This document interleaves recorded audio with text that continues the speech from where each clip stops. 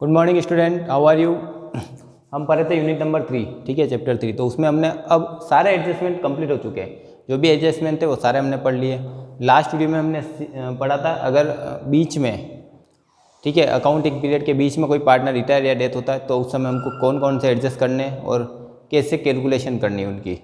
अब जो हमारा फाइनल जो क्वेश्चन बनेगा या क्वेश्चन का जो आंसर होगा उसमें हमको बनाना पड़ेगा रिटायरिंग या डिसीज पार्टनर्स कैपिटल अकाउंट, क्योंकि हमको ये पता लगाना है कि जो पार्टनर रिटायर हो रहा है या जिसकी डेथ हुई है उसको कितने पैसे देने हैं, फाइनली उसको कितने रुपए देने हैं। उसके लिए हमको ये बनाना पड़ेगा रिटायरिंग या डिसीज पार्टनर्स कैपिटल अकाउंट, ठीक है।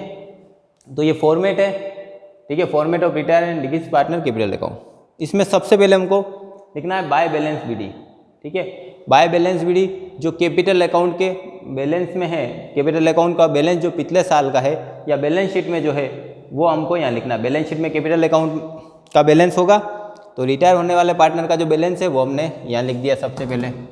अब हमको सारे एडजस्टमेंट करने जो हमने अभी तक फर्स्ट से लेकर लास्ट तक पढ़े, ठीक है। जैसे कि इसमें सबसे पहले फिर अपने को लिखना करंट अकाउंट। अब करंट अकाउंट का बैलेंस डीआर या सीआर दोनों में से कुछ भी हो सकता है। कैपिटल का बैलेंस तो हमेशा सीआर ही होता है, इस वजह से सीआर ही आएगा। यहाँ पर to balance BD if any लिख रखा है, यानी हो सकता है कि डीआर बैलेंस हो कैपिटल का तो लिखना है, वरना ऐसा होता ही नहीं कभी, ठीक है। लेकिन फिर भी अगर हो तो लिखना है, क्वेश्चन में दे रखा हो तो। फिर करंट अकाउंट है, उसका बैलेंस अगर डीआर हो तो डीआर में लिखो, सीआर हो तो सीआर में लिखना हमको, ठीक है। रिटायरिंग होने वाले पार्टनर का करंट अकाउंट का क्या बैलेंस है, डीआर है या सीआर, जो भी है वो यहाँ लिखना है अगर करंट अकाउंट भी बना हुआ है तो। फिर आपको लिखना by remaining partners capital share of goodwill. तो हमने एडजस्टमेंट में सबसे पहले क्या पढ़ा था, गुडविल का।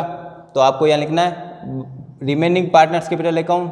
तो ये शेयर ऑफ गुडविल जो है उसमें जो दोनों पार्टनर है उनकी कैपिटल अकाउंट का नाम आएगा। फिर आपको लिखना by revaluation account share of profit. अगर रिवोल्यूशन के ऊपर प्रॉफिट हो रहा तो उसमें इसका शेयर कितना है रिटायरिंग होने वाले पार्टनर का, वो लिखना है केवल, यहाँ पर सारे पार्टनर का शेयर नहीं लिखना है। फिर ऐसे ही पीएनएल अकाउंट जो एक्यूमुलेटेड प्रॉफिट एंड लॉस है पिछले सालों के, या जनरल रिजर्व है या वर्कमैन कंपनसेशन रिजर्व है, जितने भी रिजर्व है, इन्वेस्टमेंट फ्लक्चुएशन रिजर्व, उन सब में रिटायर होने वाले पार्टनर का शेयर जो है वो हमको यहाँ लिखना है अमाउंट साइड में, ठीक है। फिर by PNL suspense account. By PNL suspense account क्या है, पिछले वीडियो में हमने एक चीज़ सीखी थी कि इस साल कितना प्रॉफिट होगा उसमें इसका कितना शेयर होगा, ठीक है, आउटगोइंग पार्टनर का कितना शेयर होगा, उसको जो लिखेंगे वो लिखेंगे पीएनएल सस्पेंस अकाउंट के नाम से।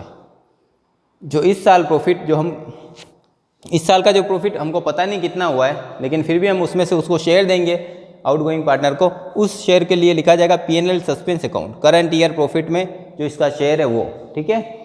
क्योंकि ये प्रॉफिट हमको पता नहीं है कितना है, इस वजह से इसका नाम पीएनएल सस्पेंस लिखते हैं। फिर जब ओरिजिनल प्रॉफिट जो होगा उसमें से इसको माइनस कर दिया जाएगा और जो रिमेनिंग बचेगा उसको रिमेनिंग पार्टनर डिवाइड कर लेंगे, ठीक है। तो PNL suspense account.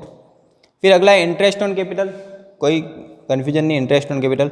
Salary bonus commission जो भी है रिटायरिंग होने वाले पार्टनर का या डेथ होने वाले पार्टनर का, interest on capital, salary bonus commission, ये अगर बीच में उसकी डेथ हो रही है या रिटायर हो रहा है तो उस टाइम पीरियड का निकालना है आपको। जैसे इंटरेस्ट ऑन कैपिटल अगर 3 मंथ है तो 3 मंथ का निकालो, ठीक है। 6 मंथ है तो 6 मंथ का, अगर 7 मंथ है तो 7 मंथ का।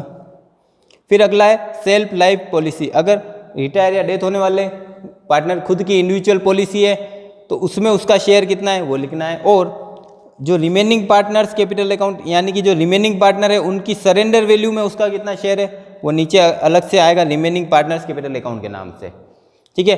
अगर इंडिविजुअल लाइफ पॉलिसी नहीं होगी तो यहाँ बाय जॉइंट लाइफ पॉलिसी में फिर उसका शेयर जो भी होगा वो लिखना पड़ेगा, ठीक है। बाय जॉइंट लाइफ पॉलिसी अगर डेथ होगी तो सारा पैसा होगा उसमें उसका शेयर, और अगर रिटायर हो रहा होगा तो सरेंडर वैल्यू में उसका शेयर लिखना है। अब इधर, ठीक है, डीआर साइड में क्या क्या था, ये सारी सीआर साइड में लिखने वाली चीज़ें। तो सीआर साइड में वो चीज़ें लिखनी है जिससे इसकी कैपिटल बढ़े, यानी डेथ होने वाले पार्टनर या रिटायर होने वाले पार्टनर को क्या चीज़ें मिल रही है जिससे उसकी कैपिटल बढ़ रही है, क्या चीज़ें उसको मिल रही है, वो सारी इधर है। अब उसकी कैपिटल में से क्या कटौती होगी, ठीक है, क्या क्या कम करेंगे हम। तो सबसे पहले ये करंट अकाउंट का बैलेंस अगर डीआर है तो डीआर में लिखना है।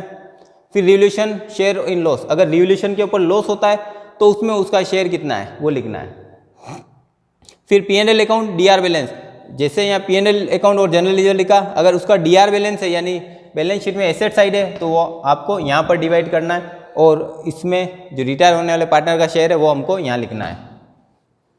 फिर ड्राइंग अकाउंट, इसकी ड्राइंग, आउटगोइंग पार्टनर की ड्राइंग कितनी साल भर की या उस ड्यूरेशन की जिस ड्यूरेशन में वो रिटायर हो रहा है उस ड्यूरेशन की ड्राइंग, और इंटरेस्ट ऑन ड्राइंग दोनों लिखना है आपको।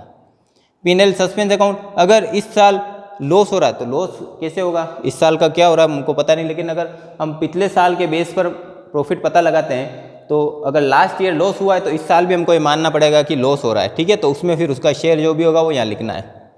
और लास्ट में आपको बैलेंस पता लगाना है, CR में से DR माइनस करोगे तो बैलेंस पेबल यानी उसको नेट कितना पेमेंट करना है वो बैलेंस आ जाएगा, ठीक है। यहाँ पर जो भी नाम लिखना है क्वेश्चन के अकॉर्डिंग, अगर इसका नाम लिखना है तो आपको रिटायर होने वाले पार्टनर का नाम लिखना, लोन में ट्रांसफर करना तो रिटायरिंग पार्टनर्स लोन अकाउंट, अगर कोई रिप्रेजेंटेटिव है तो उसका नाम आ जाएगा, जैसे कि B का है तो B is representative account DR, ठीक है।